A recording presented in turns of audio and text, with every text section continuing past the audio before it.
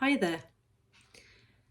So this is the first video that I'm going to do on my writing journey.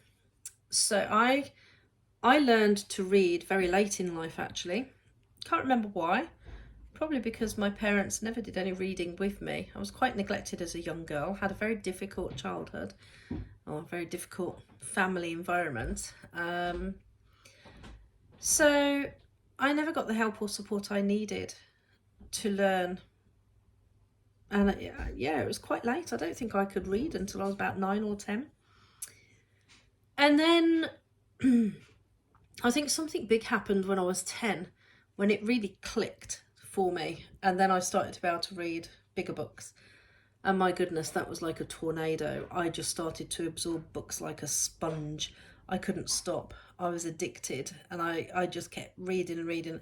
I just found this whole world of books fascinating. It was like an escapism, and TV was not like it is now back then. I mean, now the CGI and everything on TV, it's amazing, you know, it makes you really feel like you experience it. But TV was rubbish when I was a little girl, so books were really mind-blowing to me.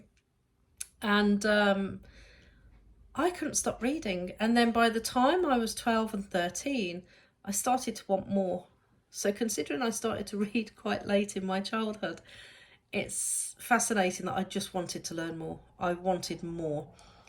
And I started writing when I was 12 and 13.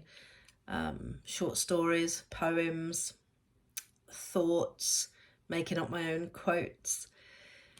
And then I wrote my first novel when I was 13.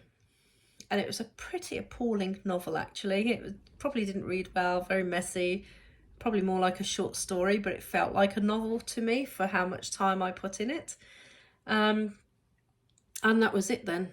I was just addicted. I just couldn't get enough of it. I couldn't stop writing.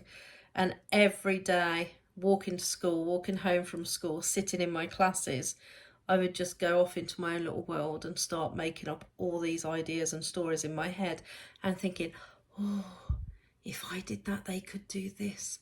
And I just loved that power of being able to decide what my characters would be, could be, what could happen next.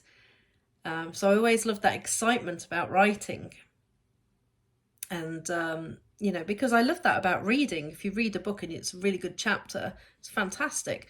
But what if it doesn't do what you want it to do? And you just think, oh, I'm disappointed by that. Well, as a writer, you have the power and choice, and I loved that.